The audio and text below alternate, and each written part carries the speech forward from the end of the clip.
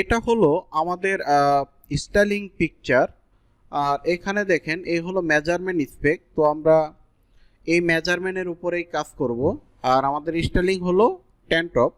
তো এখানে দেখেন সাইজ আছে হলো এক্স স্মল থেকে 3XL পর্যন্ত। আর আমরা প্যাটার্নটা মেক করব হলো এল সাইজের উপরে, কারণ এল সাইজটা হলো আমাদের বেস সাইজ। তো একটা কথা হলো, সেটা আপনারা যদি শুরু থেকে শেষ পর্যন্ত প্রত্যেকটা পর্ব যদি আপনারা দেখেন, তাহলে আপনারা বুঝতে পারবেন যে কত সহজে একটা ট্যান টপের প্যাটার্ন মেক করা যায়। তো আমি চেষ্টা করব আপনাদেরকে প্রত্যেকটা অপশন যেন আপনাদেরকে আমি দেখাইতে পারি, ওইভাবেই আমি চেষ্টা করব। কারণ আপনারা জানেন, যদি আপনারা আমার আগের ভিডিওগুলো দেখে থাকেন, তাহলে আপনারা একটা জিনিস জানেন যে আমি কিন্তু কোনো কিছু মানে হিডেন করি না। প্রত্যেকটা অপশন কিন্তু সফটওয়্যারের প্রত্যেকটা অপশন কিন্তু আমি আপনাদেরকে দেখানোর চেষ্টা করি। তো আপনারা অবশ্যই শুরু থেকে শেষ পর্যন্ত প্রত্যেকটা পর্ব দেখবেন এবং চর্চা করবেন। আমি বলি সবসময় যে গেছে, নিজেরা যদি কাজ না করেন, শুধুমাত্র ভিডিও দেখলেন, কাজ করলেন না, তাহলে কিন্তু হবে না। অবশ্যই আপনাদের ভিডিও দেখতে হবে এবং নিজে কাজ করতে হবে। তাহলে আমরা এখন প্যাটার্নটা মেক করব। আর প্যাটার্নটা মেক করব হলো আমরা লেকট্রা সফটওয়্যারের মাধ্যমে। তাহলে আমরা এখন সফটওয়্যারটি ওপেন করব।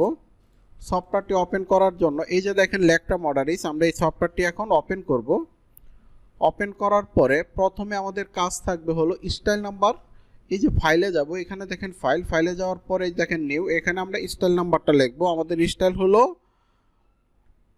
এই হলো আমাদের স্টাইলটা আমরা একটু দেখি। আমরা এই যে দেখেন আমাদের স্টাইল হলো এইটা।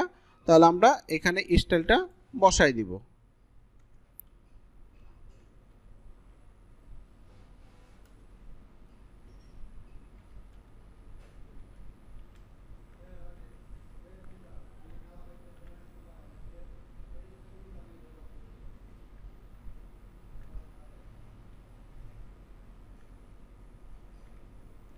আমাদের স্টাইল নাম্বার লেখার কাজ শেষ। এখন আমরা ইন্টার বাটনে একটা ক্লিক করব। এখানে দেখেন এই যে আমরা যে স্টাইল নাম্বারটা লিখলাম, সেই স্টাইলটা কিন্তু এখানে চলে আসছে। এখানে এই ঘরে যদি আপনারা তাকান, দেখেন আমাদের কিন্তু স্টাইল নাম্বার এখানে চলে আসছে।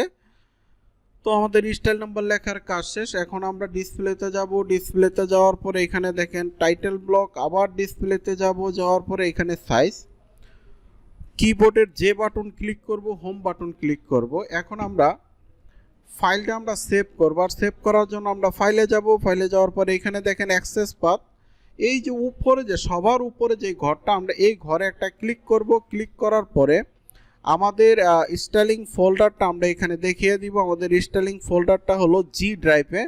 এ হলো জি ড্রাইভ। জি ড্রাইভে যাওয়ার পরে এই যে দেখেন আমাদের স্টাইলিং ফোল্ডার, এখানে আমরা ওকে দিব। ওকে দেওয়ার পরে দেখেন একটা ঘরে চলে আসছে। আসার পরে এখন আমরা আমাদের এই স্টাইল নাম্বারটা সবগুলো ঘরে আনতে হবে। আনার জন্য আমরা এইখানে দেখেন দুইটা লাইন, এখানে আমরা একটা ক্লিক করব। ক্লিক করলেই কিন্তু আমাদের স্টাইল নাম্বার সবগুলো ঘরে কিন্তু আমাদের স্টাইল নাম্বার কি চলে আসছে। এখন আমরা এখানে দেখেন ওকে, আমরা ওকে বাটনে একটা ক্লিক করব। ক্লিক করার পরে আবার আমরা এই যে ফাইলে যাব, সেভ দিব, আবার ফাইলে যাব, সেভ দিব। এখন কন্টিনিউ। দেখেন আমরা যদি আমি যদি আপনাদেরকে স্টাইলিং ফোল্ডারটা যদি আমি দেখাই, তাহলে আপনারা বুঝতে পারবেন যে এই যে দেখেন আমরা যে সফটওয়্যারে যে আমরা স্টাইল নাম্বার লিখলাম, আমাদের কিন্তু সফটওয়্যারের প্যাটার্নের যে লেকট্রা মডারিস সেটা কিন্তু এখানে চলে আসছে। খেয়াল করছেন? আচ্ছা, এখন আমাদের একটা কাজ হলো, সেটা হলো এইখানে যে সাইজগুলো আছে দেখেন, এগুলো তো আর আমাদের সাইজ না। আমাদের সাইজ হলো এক্স স্মল থেকে হলো 3XL পর্যন্ত। তাহলে আমাদের করতে হবে কি, আমাদের সাইজগুলো এই জায়গায় আনতে হবে। আর এইখানে আনার জন্য প্রথমে আমরা যাব হলো আমাদের যে স্টাইলিং ফোল্ডার, আমরা ওই স্টাইলিং ফোল্ডারে যাব। যাওয়ার পরে রাইট বাটন ক্লিক করব। ক্লিক করার পরে এখানে দেখেন নিউ ক্লিক করার পরে নিচে দেখেন টেক্সট ডকুমেন্ট, এখানে আমরা সাইজ টেবিল বানাবো। সাইজ টেবিল হলো এক্স স্মল, তারপরে বেস সাইজ হলো আমাদের কি এল সাইজ হলো আমাদের বেস সাইজ, তারপরে 3XL হলো আমাদের সবচেয়ে বড় সাইজ। এখন আমরা এটা আমরা ওপেন করব। ওপেন করার পরে আমরা এখানে লিখব হলো আলফা। আর অবশ্যই এটা আমাদের লিখতে হবে হলো ছোট হাতের। আর সাইজগুলো লিখব হলো আমরা বড় হাতের। X small, medium, large, XL, double XL.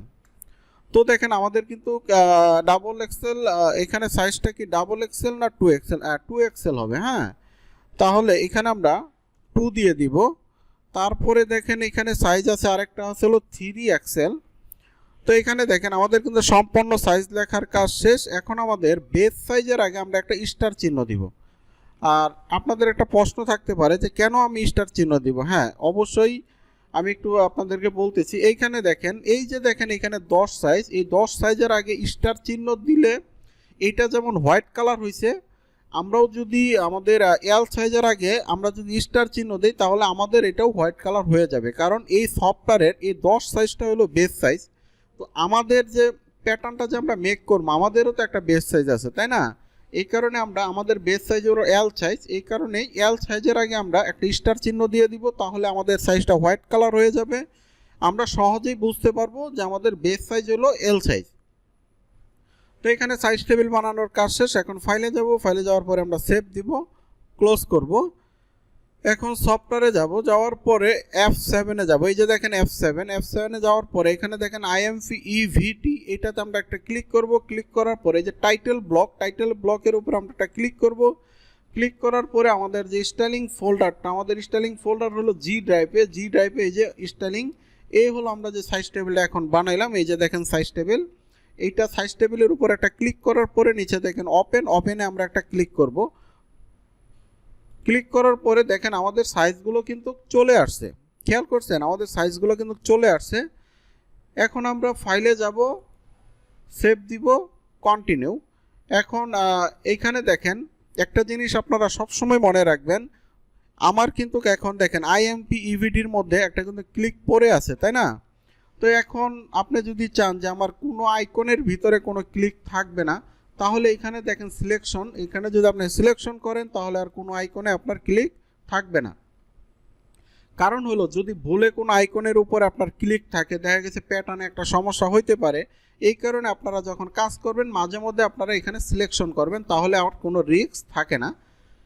তো আজকে আমরা শিখলাম যে কিভাবে স্টাইল নাম্বার লিখতে হয়, কিভাবে একটা সাইজ টেবিল বানাইতে হয়, কিভাবে সফটওয়্যার ওপেন করতে হয়, এই সম্পূর্ণ কাজগুলো আজকে আমরা শিখলাম। এর পরের পর্বে আমরা শিখব হলো কিভাবে প্যাটার্ন মেকিং করতে হয়। তো ঠিক আছে, আজকে এই পর্যন্তই। তাহলে আমরা এর পরের পর্বে শিখব হলো প্যাটার্ন মেকিং।